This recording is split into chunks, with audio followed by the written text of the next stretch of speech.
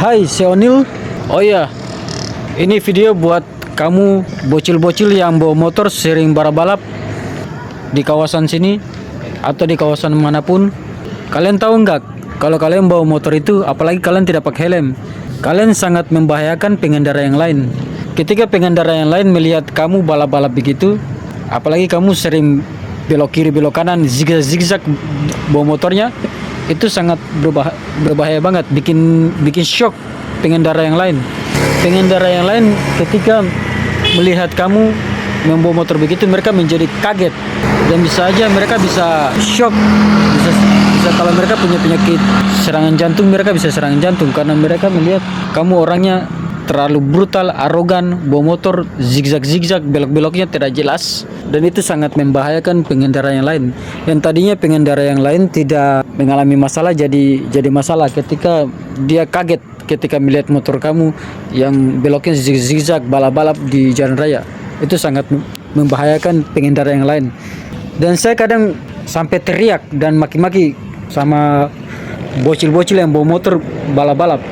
Saya pun secara pribadi kaget karena ketika saya bawa motor terus ada bocil yang bawa motor, dia bawa motornya zigzag belok-belok dan balap-balap baru buang-buang gas. Itu sangat bikin kita menjadi shock terapi gitu, kayak kita kaget.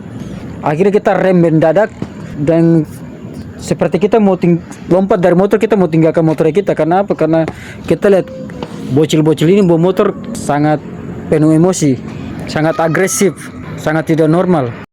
Inilah pentingnya kalau kendaraan-kendaraan harus dibawa sama orang yang emosinya stabil, orangnya harus matang secara emosional. Karena kalau tidak matang secara pemikiran, secara emosionalnya tidak matang, dia akan bawa motor terlalu agresif dan itu sangat membahayakan pengendara yang lain. Dan video ini buat kamu yang bocil-bocil yang suka balap-balap motor di jalanan, mendingan kamu sadar deh, mendingan kamu berhenti untuk membawa motor balap-balap karena itu akan sangat beresiko untuk kamu.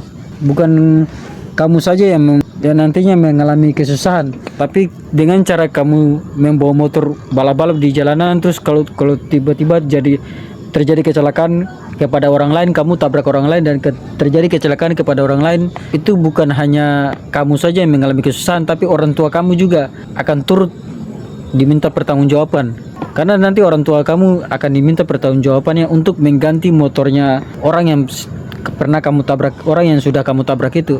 Dan orang tua kamu akan dimintai mengganti rugi motor yang rusak yang telah kamu tabrak itu.